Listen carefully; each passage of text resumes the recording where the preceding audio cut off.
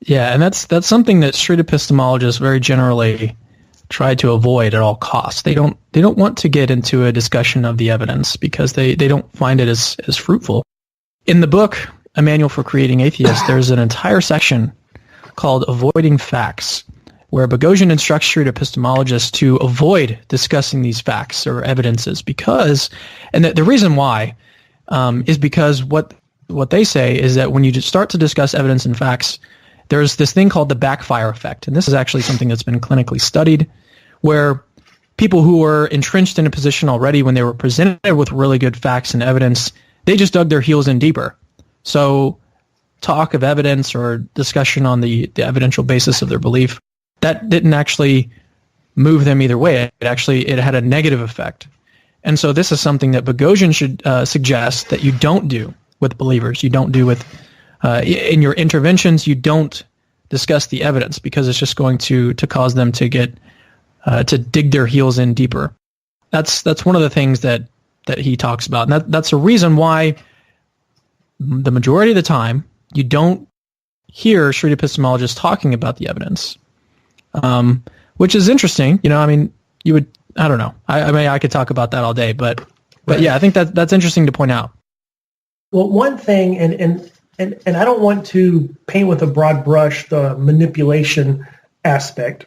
I think some are sincerely well-intended. But in a conversation I had after we got past the initial belief, and we kind of had some back and forth on whether that's justified, I mentioned, that may be why I began to believe, but since then I've learned all this other evidence. And then he just waved all that aside and said, well, but because of your initial belief, you're now invested, and because of confirmation bias, you're going to accept this evidence, which really isn't good evidence. And so the accusation, and I don't know if this is an intentional tactic, but it seemed like if they can kind of get you on the initial belief, then they can say everything else after that was you defending that initial belief. Right? So not that the evidence is truly as good as you think it is. You're just fooling yourself to hold on to that cherished belief. Yeah, forgive me when I say that. I mean, there's just no sense in which I take that as a serious response to anything. Yeah. I mean, it's so speculative and pretentious, really. It's ridiculous. I mean, how do they know that? How do they know the reasons why I believe something? Even if so here I am telling them, well, hey, I don't believe that because of this. I believe it for this reason. Oh, but they know better. They know why I believe. They know the psychology behind why I believe. It's very pretentious. It's very, I don't see how they could know that. It just strikes me as hand wavy, as frankly just ridiculous. So forgive me if I don't take that very seriously, but I mean, I don't really know what else to say in response to that. It just strikes me as silly. I think it's the kind of thing that, your average person going through life, you got your family, you got your kids, you got your job, maybe more than one, you got bills to pay, you got debt to pay. I mean, you got, if it's a churchgoer and they're active, you got your volunteering over here, you got little league games, you got just all this stuff going on. So you don't really spend a lot of time just sitting around reading or thinking about these kind of things. But I mean, you can almost see the rhetorical impact if someone hasn't really thought this kind of stuff through. And so someone just told them, hey, your initial reason to believe isn't a good reason.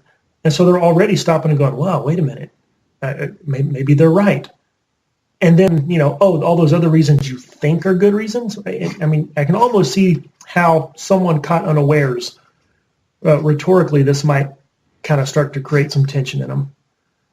Yeah, well, there's also a distinction that you can make between, so even if the reason that I believe something is because of some bad reason, say that I just grew up that way, and let's suppose that that's a bad reason for believing something.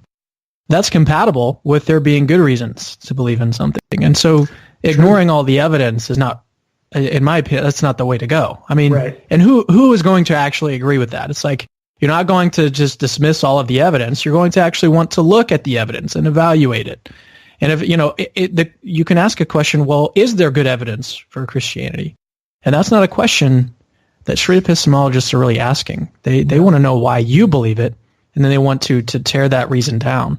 They're not asking, is this a good reason, or are there good reasons to believe in Christianity? That's not a discussion you're going to have with them.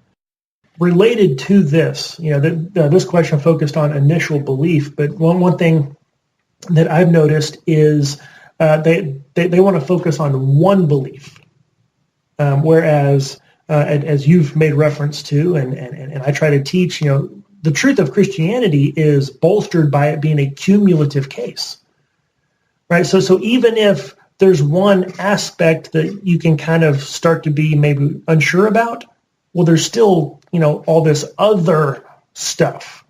And so, but they want to push aside that cumulative case, get you out of that thinking, focus on one thing, and try to sow seeds of doubt in that one aspect. Right, and you can think about it in terms of like a detective case. So a detective comes up on a crime scene, and he finds all these different pieces of evidence. There's fingerprint evidence, there's testimonial evidence. Each one of these things might not be enough to prove that the defendant is guilty, but the cumulative effect of all of the pieces of evidence might be enough to convict him. And this happens all the time. And even if the defense attorney can come up with a good alternate explanation of how those fingerprints got there, well, that still doesn't account for the DNA and the witnesses and everything else. And so I think that's one thing that the cumulative case, to really focus on it like that, can be helpful there.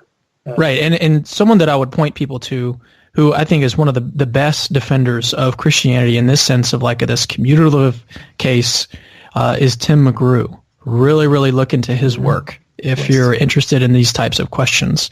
He has tons of stuff on YouTube. He even has a really lengthy article defending the truth of Christianity specifically. It's really, really technical, but there's a lot of resources out there. That's one guy that I would recommend for sure to start looking into, is the work of philosopher. He's a Christian philosopher, actually teaching at a university. Timothy McGrew. Definitely look into his work. Yeah, I have borrowed heavily from some of the work done by him and his wife for some teachings I've done at church. Brilliant stuff that goes on there.